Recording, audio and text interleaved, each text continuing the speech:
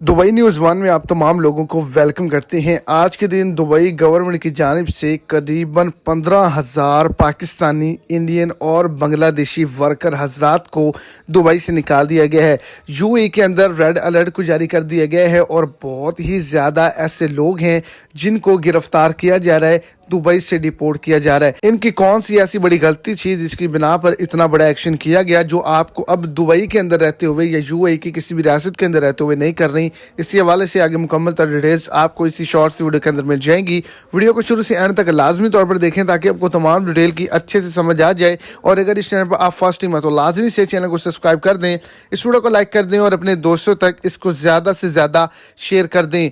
आज के दिन यूएई के अंदर रेड अलर्ट को जारी किया गया है। बहुत ही ज़्यादा तफ्तीशी मुहिम को ज़्यादा तेज़ कर दिया गया है कि जितने भी गैर कानूनी तरीक़ाकार से दुबई के अंदर रहते हैं या यूएई की किसी भी रियासत के अंदर रहते हैं, अमाराती कार्ड की खिलाफ वर्जी करते हैं या फिर वीज़ा पे आके ओवर स्टे होते हैं या फिर कोई भी इलीगल एक्टिविटी करती है, तो आज के दिन 15,000 पाकिस्तानी, इंडियन और बांग्लादेशियों को इकट्ठा करके डिपोर्ट किया गया है। आपने कोई भी वायलेशन दुबई के अंदर यूएई की किसी भी रियासत के अंदर नहीं करनी।